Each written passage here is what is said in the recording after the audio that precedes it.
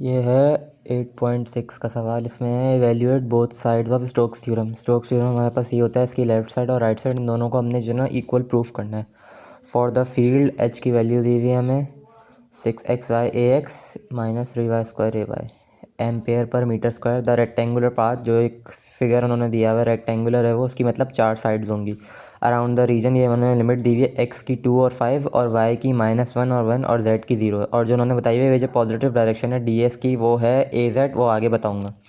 अब रेक्टेंगल की 4 साइड्स होती हैं, 1 2 3 4। तो पहले हम जो साइड्स आगे जा रही हैं वो फिर रिवर्स वाली की अलग बनाएंगे। तो पहले है पाथ 1 आगे जाने वाली की, लेफ्ट हैंड साइड पहले हम प्रूफ कर रहे हैं, ये वाली साइड। तो ये हमारा फार्मूला लिखा है लेफ्ट हैंड साइड का, h हमारे पास है सवाल और dl हमारे पास इसके इक्वल होता है। ठीक है, यहाँ पे h की वैल्यू लिख दी पूरी और यहाँ पे हमने dl लिख दिया। अब ये पूरी टर्म इससे होगी, फिर ये पूरी टर्म इससे होगी। अब पहले ये टर्म इससे हुई तो इसके अंदर सिर्फ जो है यही यूज़ हुआ, बाकी सब में तो 0 0 हो गया वो। और क्योंकि हमारे पास y जो है वो -1 के इक्वल है, कांस्टेंट यहाँ से हमने उठाया वो, तो वो हमने यहाँ पे पुट कर दिया। तो d6x इंटू -1 और dx, तो -1 तो हमने ऐसे बाहर लिख दिया और 6x को हमने इंटीग्रेट कर लिया, तो हमारे पास dx वहाँ से हट गया। और यहाँ पे हमने फिर इसकी लिमिट पुट करी। लिमिट पुट करने के बाद ये सब इस तरह सॉल्व हुआ और हमारे पास ये -63 एम्पेयर आ गया इसका पाथ 1 का आंसर। अच्छा, अब है दूसरी डायरेक्शन।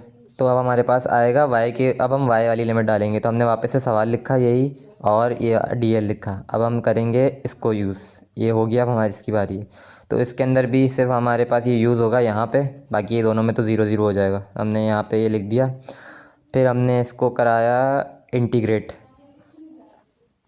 इंटीग्रेट कराया तो फिर हमारे पास ये हुआ -3y³/3 और फिर लिमिट पुट कर दी, हमारे पास ये आ गया -2 एम्पेयर। ठीक है, अब हम जाएंगे रिवर्स डायरेक्शन में। तो अब हमारी पास लिमिट जो है उल्टी हो जाएगी। यहाँ पे अपर लिमिट 5 थी, लोअर 2 थी, अब यहाँ पे हो जाएगी अपर 2 और लोअर 5। वापस से हम इसको इसी तरह करेंगे और अब यहाँ पे जो है y की जो वैल्यू हम पुट करेंगे ना वो 1 पुट करेंगे। पहले हमने -1 पुट यहाँ से ली थी, अब हम रिवर्स डायरेक्शन में जा रहे हैं तो हम लेंगे 1। तो हमने y की वैल्यू यहाँ पे 1 डाल दी। ठीक है, फिर इसको हमने सॉल्व किया तो हमारे पास आ गया यहाँ पे 3x²। फिर लिमिट इंटीग्रेट भी कराया, लिमिट भी पुट करी तो हमारे पास आया -63 यहाँ पे। इस बार सॉल्व ये सिंपल और कुछ है नहीं ज़्यादा।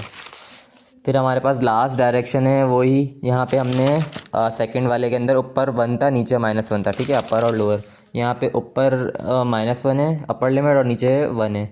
इसको भी हमने इंटीग्रेट करा, इसके अंदर वो लिमिट पुट करी, ये हमारे पास आया 2 एम्पेयर। फिर जितने भी हमने 4 पाथ्स थे ना ये टोटल, इन सबको हमने ऐड कर लिया तो हमारे पास टोटल आया -126 एम्पेयर। ठीक है, अब हम सॉल्व करेंगे राइट हैंड साइड ये वाली।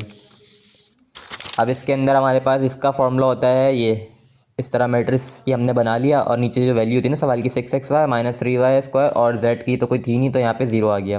फिर हमने इसका वही कर लिया, फर्स्ट रो फर्स्ट कॉलम करके 1 2 और 3 चीज़ें हमारे पास यहाँ आ गई। अब यहाँ पे कुछ सॉल्व नहीं हो सकता।